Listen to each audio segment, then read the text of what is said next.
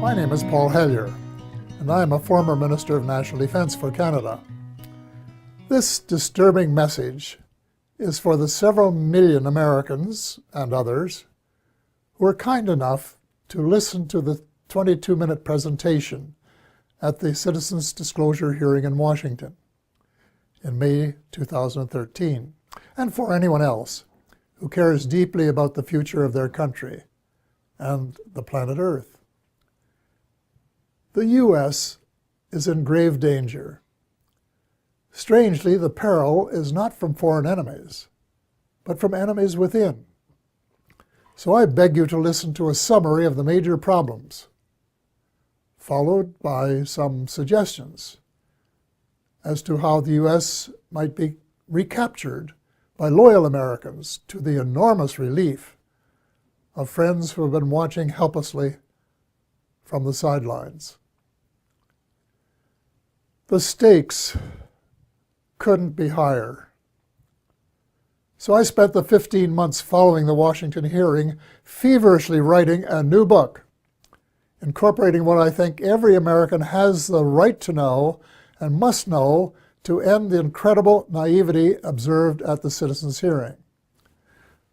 The name of the book is The Money Mafia, A World in Crisis. Most of my friends, both American and Canadian, tend to agree that the world is in a state of crisis. But very few are aware that the problems are not natural phenomena. They have been engineered by a very tiny elite group of rich, ruthless, and power-hungry people who have been deliberately keeping the majority of decent, hard-working taxpayers totally in the dark. The iron veil of secrecy is now nearing the end of its 7th decade. When World War II ended, little attention was given to Operation Paperclip, under which hundreds of Nazi scientists were brought to the U.S., given new identities, and then appointed to important jobs in the military and elsewhere. Some of them would have been aware of UFOs and the ET presence from their experience in working with them in the 1930s. The American military began to take the subject more seriously after retrieving one of the vehicles that crashed near Roswell, New Mexico, on July 4th, 1947, and decided to back-engineer its technology, which was light years more advanced than anything that we had known. On Tuesday, July the 8th, 1947, at 11 a.m. Mountain Time, Roswell Airfield Commanding Officer Colonel William Blanchard announced in a press release the recovery of a flying disc. That was the truth.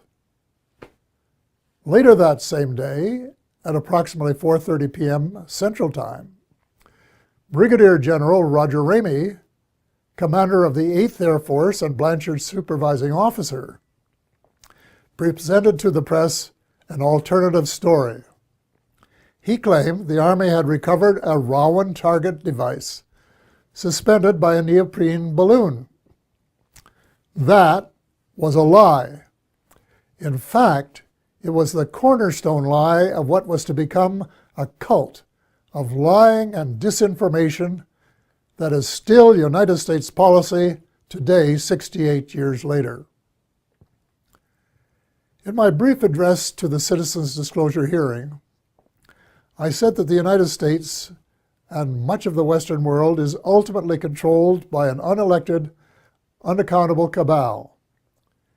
Its apex is the banking and financial cartel, followed by the oil cartel, the CEOs of the largest and most powerful transnational corporations, major intelligence agencies, including the CIA, the FBI, and the NSA, and a major slice of the U.S. military. Their collective power and influence is incalculable. And it is their plan for the U.S. and the rest of us that is so alarming. Their plan is an empire greater in size and power than any empire before it. They call this the New World Order, which, ironically, is the same name Hitler used for the smaller empire he imagined. One sure thing, the New World Order will end all pretense of government of, by, and for the people. It will be a dictatorship of, by, and for a small minority of the rich and privileged elite. Much of its power lies in the privately owned banking system. Why monarchs and politicians allowed a private cartel to become the monopoly supplier of new money, we will never know. But this power is almost absolute and can determine the fate of nations and their people.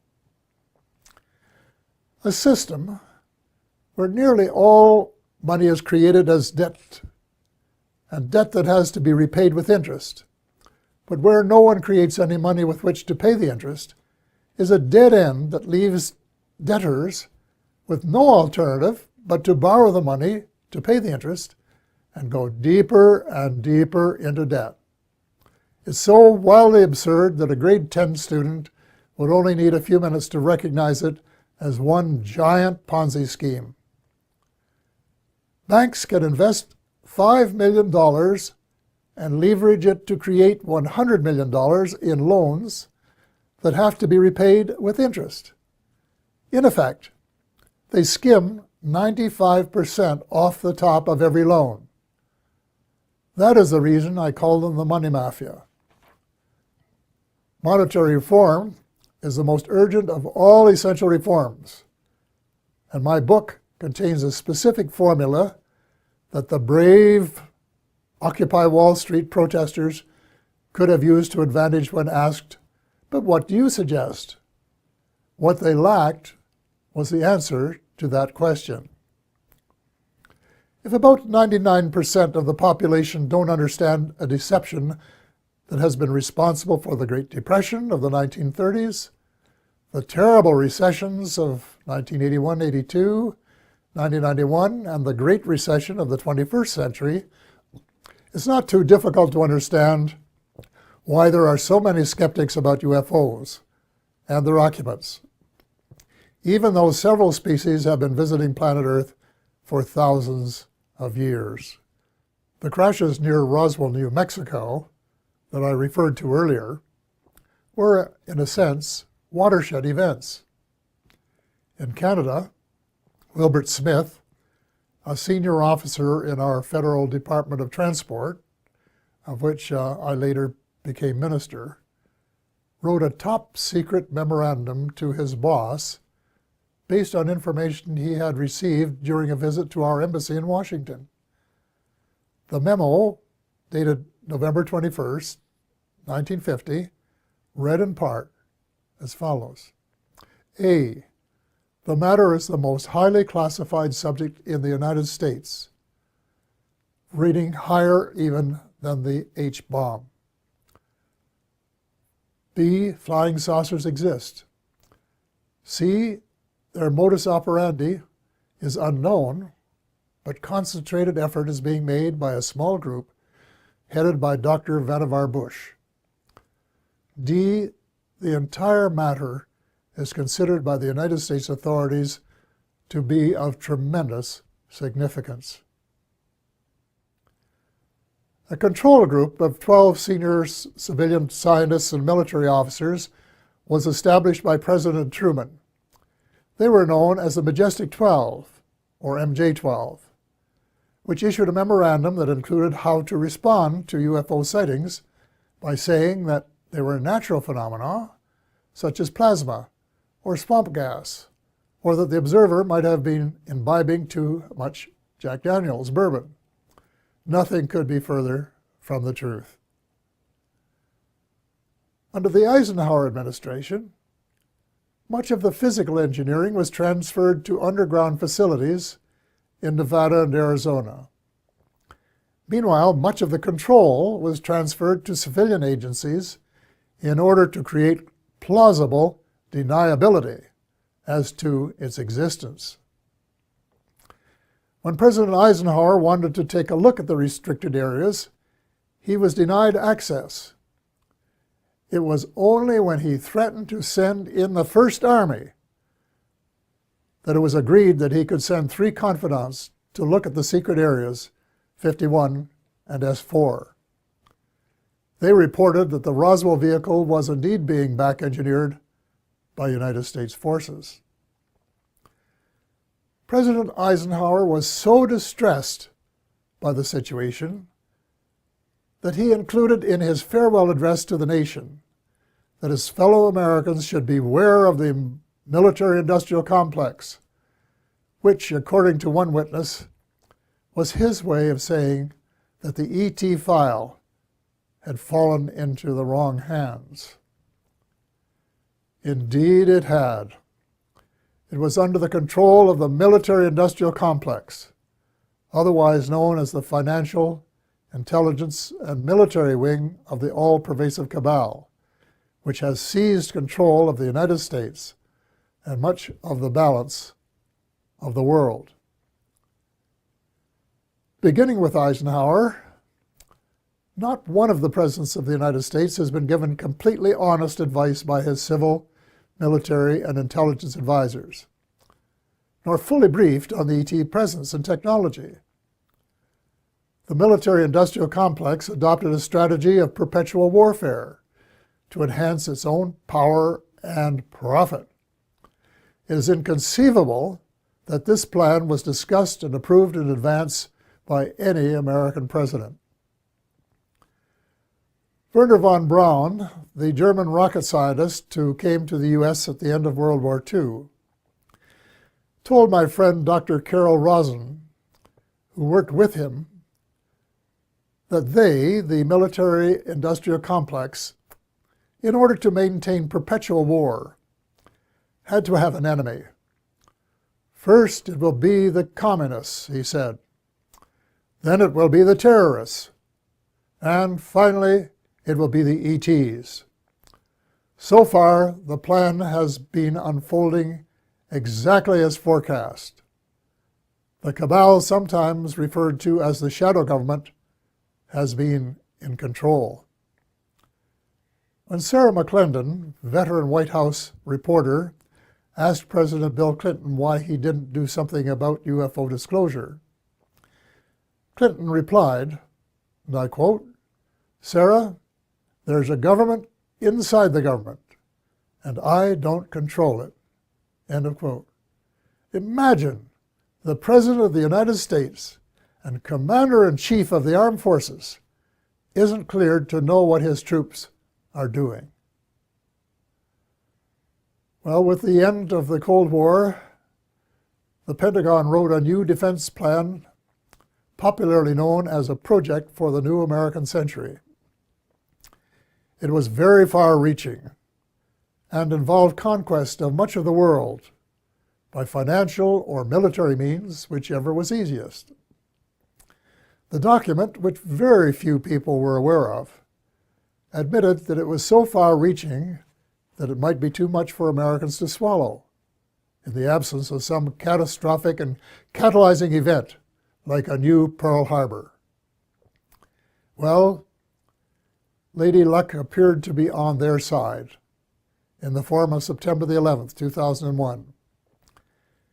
Amateur foreign pilots trained in the U.S. allegedly hijacked planes and flew them into the sides of the World Trade Towers 1 and 2, and then into the Pentagon. Later in the day, the buildings collapsed. President Bush declared war on the terrorists and invoked the provisions in the North Atlantic Treaty, under which an attack on any one country is considered to be an attack on all. The reaction was unprecedented since the outbreak of World War II and the later attack on Pearl Harbor. The English-speaking world, in particular, was incensed, and a high percentage of Americans were prepared to nuke the perpetrators. Defense Secretary Donald Rumsfeld soon announced that, quote, "that means war against Iraq," end of quote, even though there was absolutely no evidence of Iraqi complicity, none whatsoever. Although most Muslims had been sympathetic to the U.S.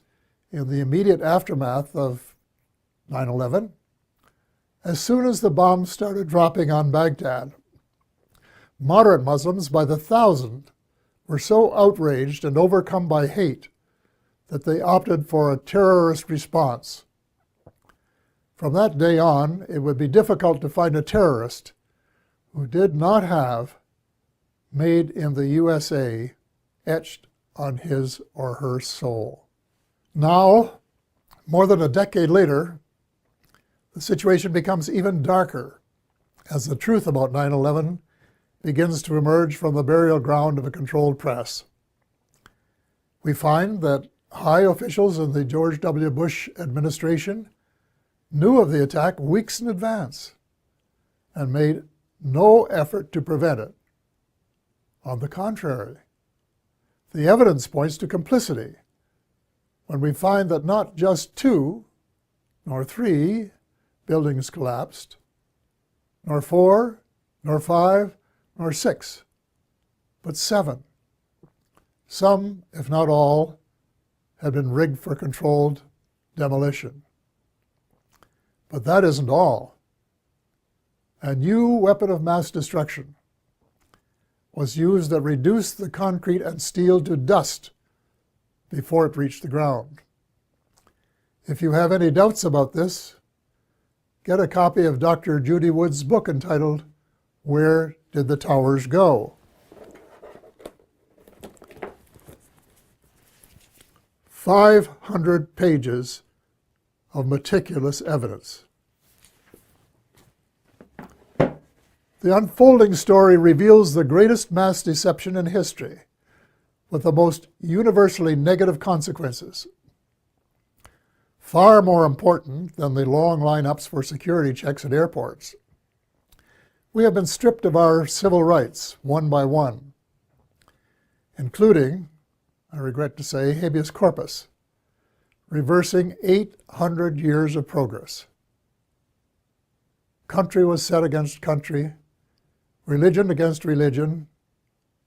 Words like peace and negotiated settlement, which had been possibilities before 9/11, were lost in the jungle of lies. The cabal, also known as the military-industrial complex, was not interested in a just settlement. It wanted perpetual war, and that was what its heinous deception achieved. It also robbed the once great United States of America of its last vestige of moral leadership. Worse, by invoking NATO, it transformed a defense alliance into a US-led task force. And by recruiting former countries from the Soviet Union, an obvious provocation to Russia, it has managed to create rumblings of a new Cold War. The danger lies in the fact that the New World Order is not limited to old boundaries and concepts of empire, and we seem hell-bent toward a third world war. Horrible beyond human imagination. It must not be allowed to happen. Almost every president since Eisenhower has been under the control of the cabal, and President Obama, regrettably, has been no exception. Before he was sworn in as a new president, I saw a picture of his economic advisors, and I said, uh-oh, the same old gang who permitted the Bush recession. Nothing will change. Then when the president persuaded innocent allies to join in a second unwinnable war in Iraq, and a senior U.S. military commander confirmed that it would take several years to win, it was obvious that President Obama was playing the military-industrial alliance game, and that it would be the only winner. Extreme Islam is an ideology, and it can't be killed by smart bombs. Most ISIS recruits begin as young idealists who are repelled by the way the world is being run. and are looking for a better way. Any effective strategy must be to win their hearts and minds, and not just to kill them and make them martyrs to a cause. Step number 1 is to convince President Obama that the policies of his predecessor benefit no one but the arms manufacturers. So all non-Muslim members of the coalition should withdraw from the war against the Islamic State and begin to reverse all of the wrongs committed by the West in recent years.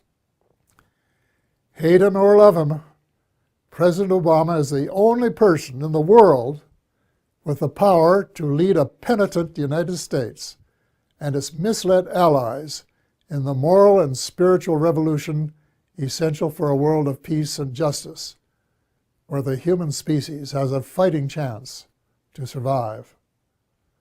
The transformation has to be reversible before the next U.S. presidential election, which could be the point of no return. Ultimately, the Muslims must be allowed to settle their own problems. Before 9/11, Iraq was a Sunni dictatorship that treated its Shia brothers and sisters badly. The U.S. deposed Saddam Hussein and established a new Shia majority that treated its Sunni minority unfairly. The seeds of further conflict were born. The Muslims must resolve their age-long differences as Christians and of different denominations have recently been able to do. Perhaps the United Nations might be invited by the Muslims to convene a meeting of both temporal and religious leaders in search of a better way of settling grievances and differences. Meanwhile, it's time that all the Abrahamic religions, Christianity, Judaism, and Islam, kissed and made up. I was in my 80s before I knew that Allah was my God. My guess is that the majority of Christians are equally ill-informed, and the Israelites should start treating Palestinians as the blood brothers that they really are, instead of as inferior beings. It is wise to remember that the original covenant with the Creator applied to all of Abraham's children, and not just to the favored few. The bottom line is that the use of drones, suicide bombs, and crushing military superiority on the part of Christians, Muslims, and Jews are all prohibited by their holy books. The next step is to persuade all the major religions to practice the one principle that they have in common, which is to treat others the way they would want to be treated if the roles were reversed. Universal practice of the Golden Rule would transform the world. I get hundreds of emails from decent Americans and like-minded individuals in a dozen countries who want nothing more than the end of militarism and a massive shift in priorities toward universal peace and justice. Quite a few are involved in small projects that are making a significant difference at the micro level. But most of them are realists and recognize that the cabal doesn't want peace and justice. It wants power, wealth, and empire. So what can an individual do in the face of unprecedented power and wealth? The cabal, headed by the banking cartel, has almost unlimited financial power. But we, the people, have the numbers and must combine our limited power to form a critical mass that can move mountains. There is no guaranteed formula, but an educated guess would be that if 5 million decent and determined Americans got a copy of The Money Mafia, A World in Crisis, read it carefully, and then actively supported the comprehensive action plan set out in it, a miracle could happen. Each one of the 5 million would have to write a personal letter to the president, their senator, and their congressperson, demanding action forthwith in each of the critical areas in the same spirit of bipartisanship that would be expected in a war to save the world, which is exactly what is at stake. I am not going to repeat the list of essential reforms here, except for a few key items. The U.S. should play a leadership role in ending the private bankers' monopoly to print money. Actually, it isn't really money, it's just credit created out of thin air, a computer entry, and restore some of the power to the people that is rightfully theirs.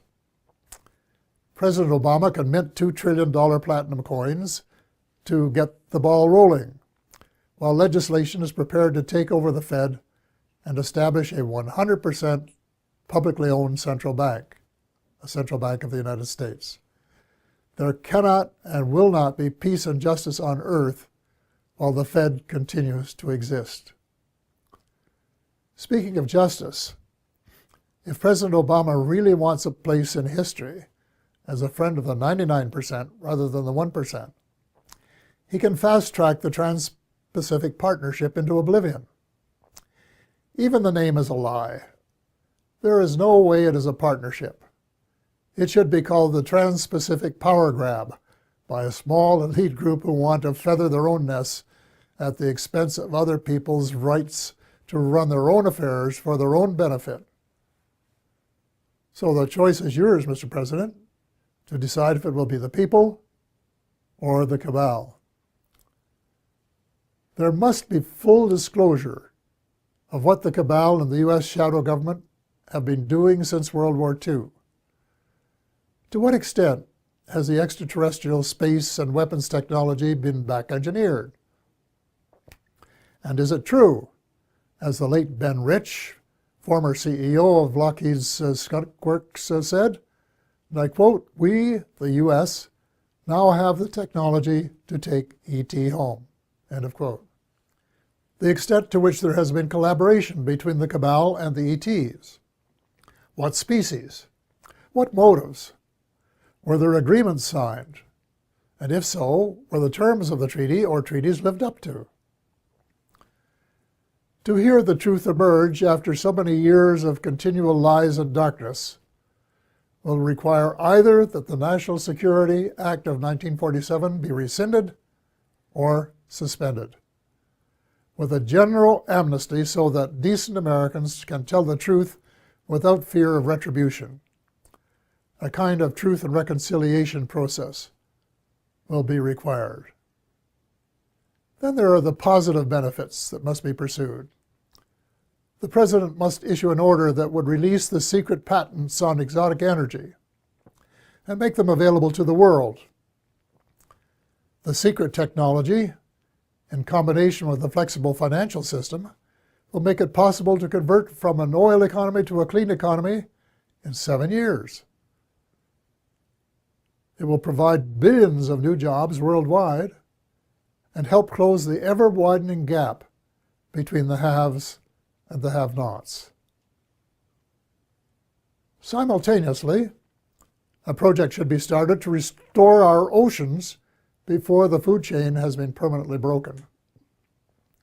In addition, worldwide programs of forest preservation and reforestation should help provide the carbon sinks essential for greater stability in weather patterns.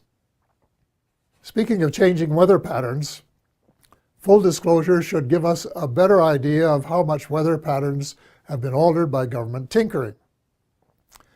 Due to restraints of time, space, and expertise, my book makes no mention of either chemtrails or the high-frequency active auroral research program known as HAARP.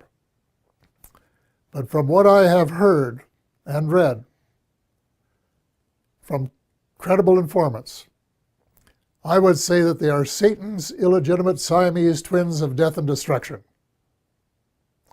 If so, they should be terminated at once and relegated to the netherworld from which they came.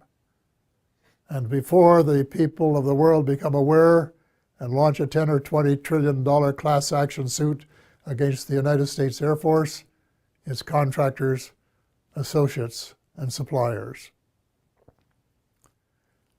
A visit to the battlefields of World Wars I and II in November of last year affected me profoundly. The slogans were everywhere. Never again. We had seen the horror of man's inhumanity to man, which was sordid beyond belief. Yet as I reflected on the real world of today, I thought that the millions who gave their lives had died in vain. Even before the Second World War was over, a group of greedy, self-centered men were plotting the next round, and they have been working assiduously at their plan. The same symptoms of mass unemployment, poverty, and seeking military advantage have been replicated.